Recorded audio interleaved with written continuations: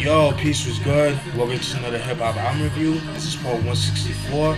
The album that I will be reviewing tonight is Snoop Dogg's second album, titled The Doggfather, released in 1996. You guys by now should know who he is. I did a review on his Doggy Style album, I think like last month. If you haven't peeped that, definitely check that out. Right after the success of Snoop Dogg Doggy Style, he couldn't really celebrate it. Reason being it was because he was facing a murder trial for a murder that happened with a rival gang member, which he didn't kill him. It was his bodyguard that killed the gang member, and eventually around '94 he had dropped the Murder Was a Case soundtrack, and he dropped a documentary, like a kind of like a mini short film, which is actually pertaining to the murder trial. And so fast forward to 1995, he actually started his own record label called Doggy Style Records, which is still active today. And then after moving on to 1996, he was acquitted of the murder charges that he was facing. So he was found out guilty. Thank God, that was a great thing. And right after that, he actually started recording some songs, and the songs ended up becoming this album right here, The Doggfather. All right. There's 3 singles off the album. The singles are, let's see, Vapors, which I believe was the second single. Sloop Upside Your Head, which was the first single, and Doggfather, which is the third and last single of the album. All right. You know how I get down. I'm gonna show you what the CD looks like. As you can see here, Snoop Dogg right here, wearing all black. This was during the photo shoot of the, that famous Death Row picture mural that everybody knows that they did around '96. Is this shit right here? I'm pretty sure you guys seen this before. All right. You've seen that before. Well, place this right here. So, fix that. Alright. Yeah, so, pretty much I'm assuming it would be from the same photo sessions that made his album. And it has like that, that Godfather feel to it. Pretty much his direction of the album was like a more mafioso feel compared to the first album. I'll talk more about that during the review, but that's pretty much like the Godfather, theme of the album, like the more mafioso feel of the album. So this is what the album looks like. Pretty cool. Open it up.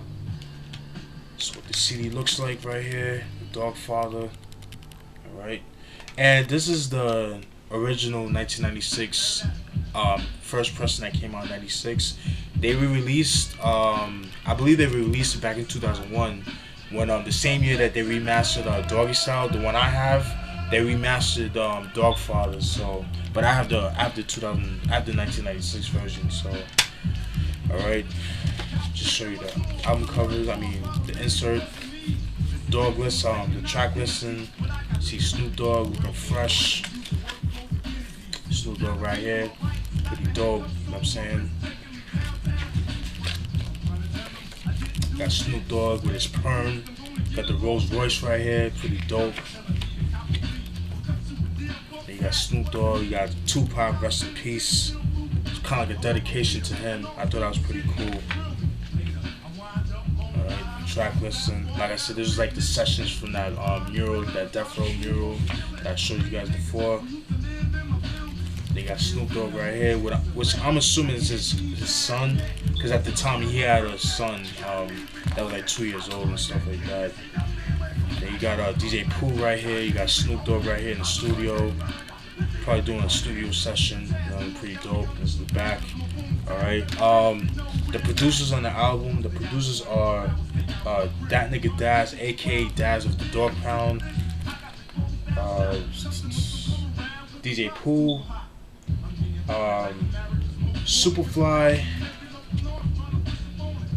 I mentioned DJ Pooh, Arkim and Flair, LT. I mentioned Superfly. I mentioned DJ Cool. I mentioned Daz.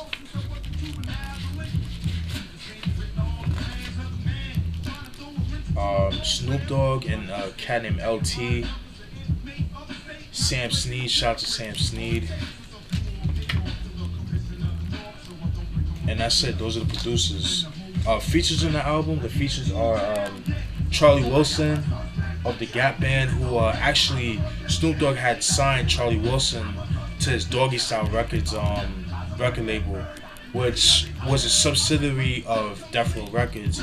And I believe Charlie Wilson was the first artist to be signed to Doggy Style Records. Yeah, Charlie Wilson, Tina Marie. I mentioned Charlie Wilson.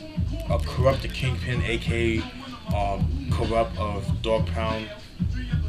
LBC Crew, which features the Badass, Trey D, Technique, and I believe that's it. Yeah, Too Short, Superfly. I mentioned Tina Marie again. The Dog Pound, Nate Dogg, rest in peace to Nate Dogg, Warren G, Charlie Wilson.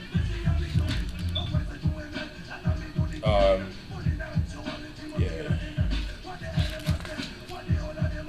Trey D. I mentioned Charlie Wilson. I've mentioned the Dog Pound, LBC Crew. That nigga Daz and Trey D. So you know he kept it in house. All right.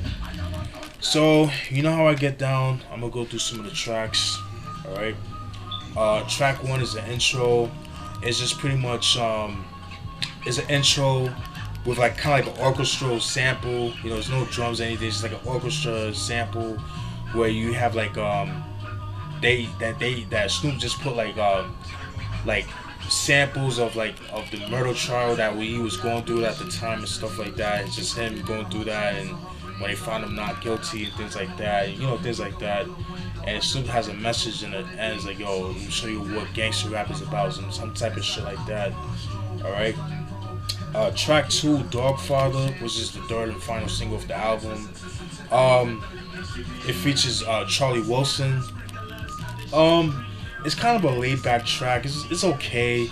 You know what I mean? It has a good like a mafioso kind. It's like a braggadocio mafioso type of track, but it's laid back at the same time. In my opinion, it kind of sets the tone of the album. It's very laid back, you know, compared to Doggy Style, you know, things of that nature. Track 3, Ride For Me, is a skit. It's you know, him and it's Snoop and one of his boys, a YG that's under Snoop.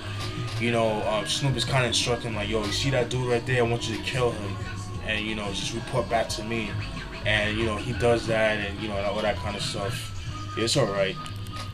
Track 4, Up Jump the Boogie, that's featuring Charlie Wilson and Tina Marie. Rest in peace to her.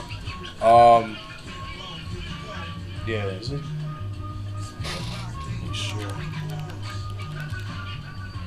Yeah, it features it features Charlie Wilson and Tina Marie, and I think Corrupt is on the song too. It's pretty much it has like it's a gangster track, but it's more like a club track.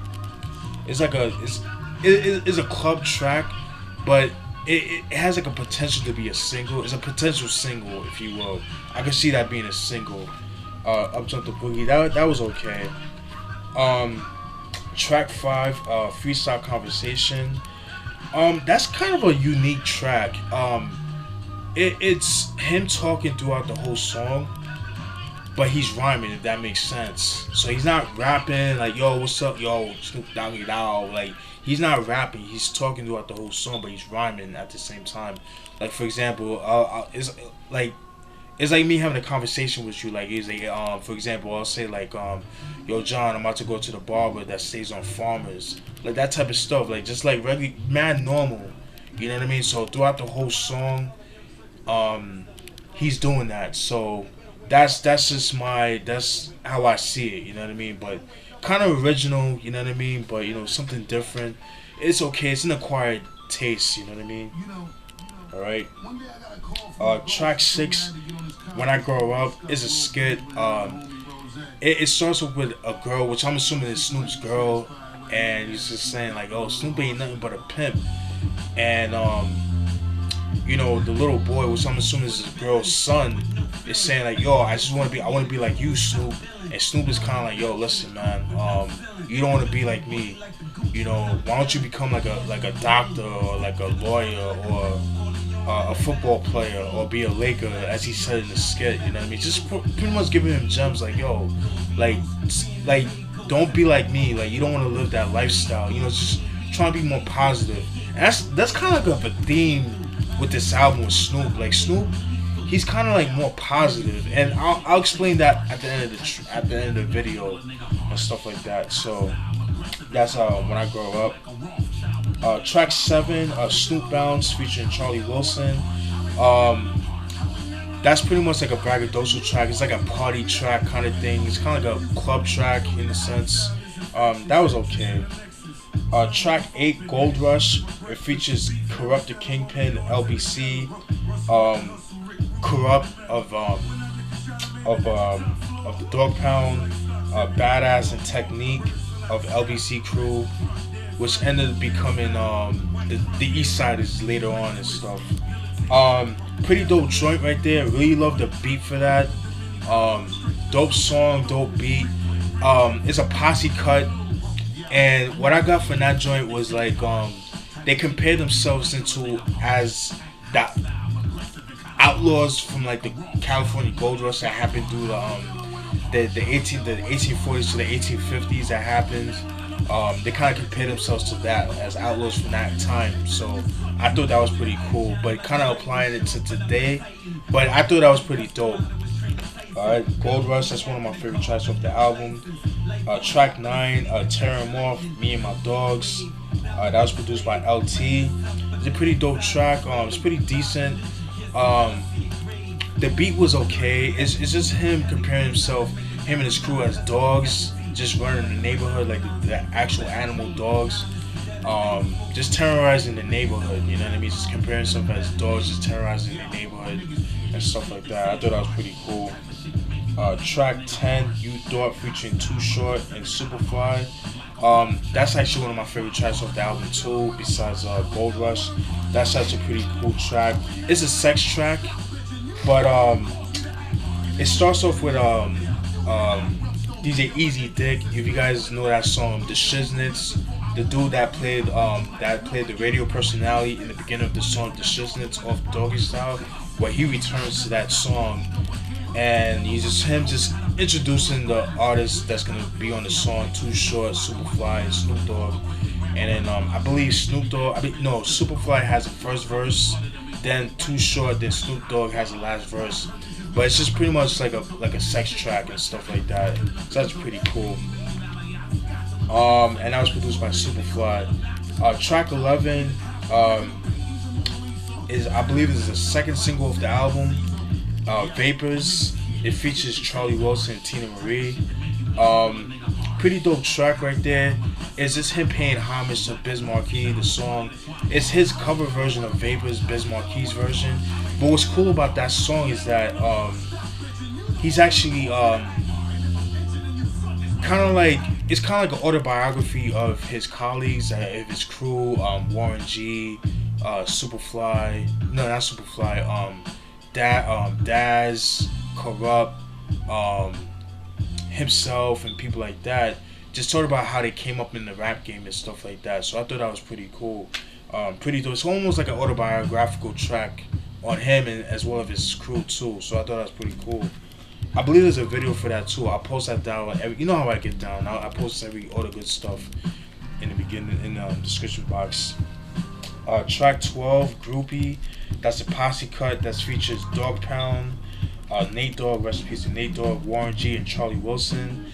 It's pretty much just them, like their experience with groupies when they're on tour and stuff like that. Just like, yo, you can't trust hoes and things like that. That song was alright. It was okay. I thought it was alright. Got the tunes in the background. Alright. Track 2001. That's actually a pretty cool track. Pretty dope right there. It features Nate Dogg, and to me, it kind of reminded me of. I've always felt like that song was like a sequel to Snoop Bounce. It could have easily be Snoop Bounce Part 2. I prefer 2001 over Snoop Bounce. I think that could have been a better song. That, to me, it was a better song than Snoop Bounce. That's just my opinion. I like the beat for it too. I thought that was pretty cool. Track 14, 6 minutes. Yeah, 6 minutes. I thought it was okay. You know, it was an alright song. It's kind of reminiscent. It's a very laid back track. It to me, I always felt like it was a freestyle conversation part 2, just based on his delivery of the song. It's like how laid back the song was. That's just my opinion. I thought it was okay. Track 15, OJ Wake Up featuring Trey D. That was a decent song. That song, actually, Snoop Dogg actually did the beat for that song. It was Snoop Dogg and LT. The story behind that song was that Snoop Dogg, LT, the producer, actually taught Snoop Dogg how to play the keyboard.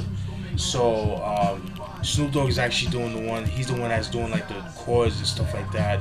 And I think LT was the one that did the drum programming. And that song was pretty much like him paying homage to Run DMC. It's like that. And the reason why I say that is because they use the drums from that sample, and Snoop Dogg, he does the chorus on how he does it. He does the chorus in that style, the way they rap on that song. If you hear that song, it's like that with Run DMC, and the way they rap in the chorus is exactly the same way as how they rapped it. So, but he does that as a chorus.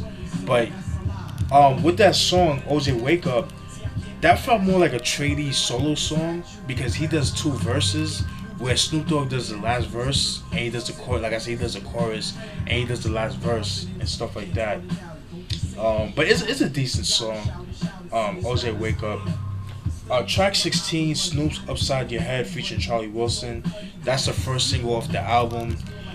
Pretty dope track. It's pretty much like a party track, braggadocio track right there. Dope video too. The video it's on YouTube. If I find it, I'll post it down like I usually do. Dope video is where, you know, he's like inside like in jail, and they're about to execute him, but he had protesters saying like, yo, don't stop the execution, free Snoop, that kind of thing. It's pretty cool. And then you see them like having a party inside the jail cell and stuff like that, in the child hall. It's pretty cool. Pretty dope track right there. Track 17, Blueberry, one of my favorite tracks off the album. It features the Dog Pound and the LBC crew, with Badass and Technique. That was produced by Sam Snead. Shout out to Sam Snead right there. Yeah, man, pretty dope track, and it features a cat named Prince Ital. Yeah, man, pretty dope. Prince Ital, he actually does the he's not featured on the credits, but he's actually you know, he's on the song, but he does the chorus and stuff like that. He does the intro and things like that. Pretty dope. Yeah, dope gangster track. Really enjoyed that shit right there. Track 18, Traffic Jams to Skit. It was very, it was unnecessary in my opinion. Just, I guess it was just like an introduction to the next song, which is coming up, Doggyland. Doggyland is pretty much Snoop's version of Disneyland. Pretty much, it's Doggyland. Get it? Disneyland, Doggyland. Just pretty much saying like how you got cats just doing all the wrong, like, yo, pretty much just saying like how the shit that you do, all the dirt you do, there's consequences to it. But when you come to Doggyland, you know, you live a stress-free life. There's no HIV. You don't have to worry about nothing. You just live a carefree life, and that's what he talks about with Doggyland. I thought that was pretty cool. And track 20, Downtown Assassins, was one of my favorite tracks as well. It features Daz and Trey D, and the beat was produced by that nigga Daz. And you got 21, which is the outro.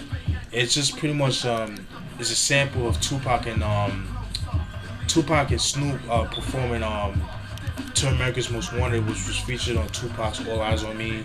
Just a live performance, just like the acapella and stuff like that. I thought that was pretty cool. All right. My verdict of the album. While it has some decent tracks, it wasn't really a good album. I didn't really care for this album, to be honest with you. I thought the album could have been a lot better, in my opinion, and that's just me being nice. It has some decent tracks. The songs I liked the most was let me tell you. I like Gold Rush. I like Vapors. I like You Thought. I thought that was pretty cool. I like 2001. OJ Wake Up was cool. A Sloop Upside Your Head, Blueberry, and Downtown Assassins. Those are the songs that stuck out to me. The rest of the songs were kind of iffy in my opinion. They were kind of and the reason why it wasn't because of Snoop Dogg's rhyming, because he was rhyming, he was spitting. It was the production. I feel like the production was, to me, the thing with the production, it was this. It definitely complimented his style, his laid back style. Because when you listen to Doggy Style was a lot more aggressive, a lot more in your face, and it was more of Dr. Dre's say-so of what was to go on and stuff like that. Snoop Dogg was just hungry. He was just happy to happy to be on and stuff like that. Whereas with this album was like more Snoop Dogg's. He had more creative control when it came to this album. You know what I mean? You can tell he was more comfortable in a sense. But at the time at this album, you know, he was going through a lot. Like I say, he just got acquitted from murder. And at this time, you know, Tupac died and Dr. Dre left Death Row. So it kind of like left, you know, Snoop in a tight space. You know, he only could work what he had. So he did the best he could. So it's not exactly entirely his fault. Although he had creative control, but I feel like the production could have been a lot better in my opinion. It's just I just wasn't feeling the album. Like, in my opinion, it felt like a movie that you wanted, a bad movie that you wanted to end. Like, oh my god, like I just can't wait for this album to end. Like, that's how this album felt to me. That's just my opinion. It was too much, you know, laid back tracks. But then I do understand the direction that he was going for was because he kind of wanted a more positive. He wanted to go a more positive role as far as subject matter was. Even though some of the subject matter was like gangster, braggadocio shit, but he did have some gems, like some positive stuff to say and stuff like that. And at the time, like, you know, he had just had a kid. Like, I think his son was like 2 years old at the time. He was explaining how, like, you know, he had kids buying his music, so he wanted like a more positive, you know, he wanted to be like a more positive role model to the kids out there and stuff like that. And around this time, he was broke, you know. He wasn't getting any money, and yet this album was getting paid. It sold like 2 million copies, like over 2 million, but it was a prime example of a sophomore jinx. Like I say, he wasn't getting any compensation off this album. You know, Suge was like pretty much deboing him off his money. He was paying him, not even paying him money, but he was just giving him like cars, jewelry, and shit like that to replace him with money. So all that money that he made from Doggy Style, it was all to lawyer fees and stuff like that. So he was broke, man, and you know, he was just going through some shit. And it got to the point where around 97, he was supposed to drop a EP called A Documentary, which he ended up releasing as a full length back in 2011, which I didn't hear. And that didn't drop because of like just him like being frustrated with Death Row, the way the direction it was going. He just felt he was just frustrated to the point where Suge was just telling him not to work with Snoop Dogg and things like that. It was just like really fucked up and stuff like that, man. But like I said, the album could have been a lot better. I wouldn't say it was one of his worst. I've heard worse than this, but it could have been a lot better.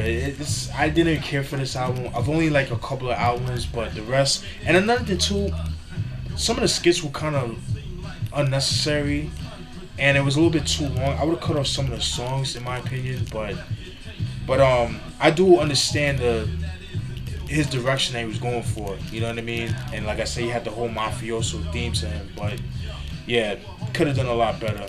But yeah, this is Doggfather by Snoop Dogg. Oh, and by the way, this was the last time he used Doggy Dogg. After he left Death Row in '98, he joined Master P, and he dropped albums like I forgot that long ass title he came out in '98. Then he came out with Top Dog and The Last Meal and stuff like that. He dropped the Doggy, just called himself Snoop Dogg. So thought let's just throw that out there. But Doggfather by Snoop Dogg, and I know there's some people that do like this album. Don't be afraid to express your love for this album. I won't hate on you for that. So I know this album has a cult following. So, but yeah, if you guys enjoyed that, let me know what you guys think. As usual, stay tuned for more. Peace.